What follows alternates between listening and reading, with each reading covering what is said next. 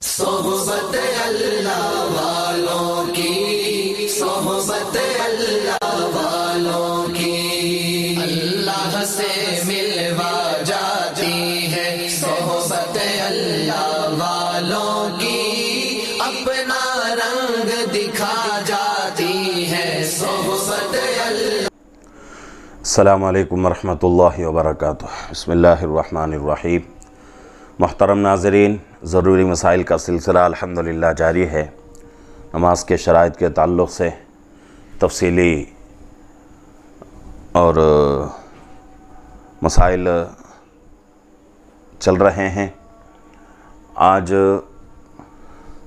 نماز کی شرائط میں سے نیت جو ہے، جیسا کہ اسی کے مسائل چل رہے ہیں، تو آج آخری ویڈیو ہے اور آج کی اس ویڈیو سے ہمارے نیت کے مسائل مکمل ہو رہے ہیں۔ آج کی اس ویڈیو میں 6 مسائل کا تذکرہ کروں گا۔ پہلا مسئلہ، قرآن پڑھتے پڑھتے درمیان میں سجدے کی آیت آ گئی، تو سجدے کی آیت آنے کے بعد اب آدمی سجدہ کرے، کیا اس کے لیے بھی نیت ضروری ہے یا بغیر نیت کے بھی سجدہ ادا ہو جائے گا؟ تو یہاں کہا جا رہا ہے کہ سجدے تلاوت میں بھی نیت ضروری ہے۔ اب نیت کیا کرے آدمی کہ بھئی سجدے تلاوت میں سجدے کا حکم ہے، تو اس لیے یہ آیت پڑھنے کے بعد میرے اوپر جو سجدہ واجب ہوا ہے وہ سجدہ میں ادا کر رہا ہوں۔ اسی طریقے سے دوسرا مسئلہ، کیا ہر آیت سجدہ کے لیے الگ الگ نیت ضروری ہے؟ کیونکہ قرآن پاک میں 14 آیتیں ایسی ہیں جن میں سجدے کا حکم دیا گیا ہے۔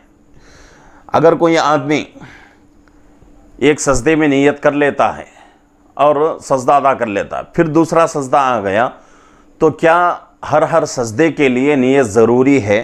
تو یہاں کہا جا رہا ہے کہ سجدے تلاوت ادا کرتے وقت یہ لازم نہیں کہ آیت سجدہ کی تعیین کی جائے، بلکہ مطلق نیت سے بھی سجدے تلاوت ادا ہو جاتا ہے۔ یعنی کہ صرف آیت کی تعیین کرنے کی ضرورت نہیں کہ فلانے آیت کی میں سجدے تلاوت ادا کر رہا ہوں،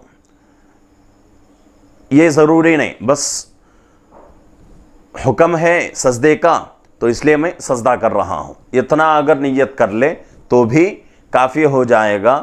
آیت کو تعیین کرنا کوئی ضروری نہیں ہے۔ اسی طریقے سے مسئلہ نمبر 3، خطبہ جمعہ کے لیے نیت ضروری ہے یا نہیں؟ یعنی کہ کوئی آدمی جمعے کے دن عربی خطبہ دینا چاہتا ہے، تو وہ آدمی کیا اس کے لیے بھی نیت کرے گا؟ تو یہاں کہا جا رہا ہے کہ خطبہ جمعہ کے لیے بھی نیت کرنا شرط ہے۔ نیت یہ کرے کہ میں جمعے کے دن عربی خطبہ دینے کی نیت کر رہا ہوں، تو یہ نیت جو ہے ضروری ہے۔ اگر کوئی آدمی نیت نہیں کرتا، ایسے ہی جو ہے الفاظ کہہ دیتا ہے، خطبہ پڑھ دیتا ہے، تو اس سے ہمارا خطبہ معتبر نہیں ہوگا، خطبے کے اندر نقص پیدا ہو جائے گا۔ تو اس لیے ضروری ہے کہ جمعے کے خطبے کے لیے بھی نیت کرے، اور نیت یہی ہے کہ بھئی جمعے کا خطبہ ضروری ہے، اللہ اور اللہ کے رسول کی طرف سے حکم دیا گیا ہے، تو اس لیے اس خطبے کو میں پڑھ رہا ہوں۔ پہلے سے جو ہے نیت کر لے تو خطبہ جو ہے ہمارا معتبر ہے۔ اسی طریقے سے مسئلہ نمبر 4، رکعات کی تعداد میں اگر کوئی آدمی غلط نیت کر لے، یعنی کہ مثال کے اعتبار سے ظہر کی 4 رکعت ہیں، آیا آدمی ظہر کی 3 رکعت فرض پڑھ رہا ہوں، اس طرح اگر نیت کر لے تو بھی اس کی نماز صحیح ہو جائے گی، اس لیے کہ پیچھے مسئلہ آیا تھا کہ فرض نماز جب ہم پڑھتے ہیں تو اس کے لیے رکعت کی تعیین ضروری نہیں ہے، کتنی رکعت والی نماز ہے یہ بولنے کی ضرورت نہیں، صرف ظہر کی فرض پڑھ رہا ہوں بس، اتنی بھی اگر نیت کر لے تو آدمی کی نیت صحیح ہو جائے گی، نماز اس کی درست ہو جائے گی، کیونکہ رکعت کی تعین ہماری طرف سے نہیں ہو رہا ہے بلکہ اللہ کی طرف سے اس کو جو ہے پہلے سے حکم دے دیا گیا ہے کہ بھئی ظہر کی 4 رکعت فرض ہے۔ تو اس لیے اگر کوئی آدمی یہ نیت کرتا ہے کہ ظہر کی 3 رکعت میں پڑھ رہا ہوں تب بھی اس کی نماز 4 رکعت والی صحیح ہو جائے گی۔ اسی طریقے سے ادا اور قضا کی نیت میں الٹ پلٹ ہو جائے، یعنی کہ ادا نماز کو آدمی قضا کی نیت کر رہا ہے، قضا کی نماز کی نیت ادا سے کر رہا ہے، تو کیا اس کی نماز صحیح ہوگی یا نہیں؟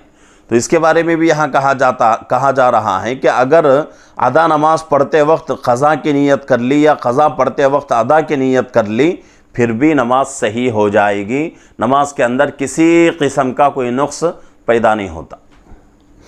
اسی طریقے سے مسئلہ نمبر 6، فرائض میں ریا کا اعتبار ہوگا یا نہیں؟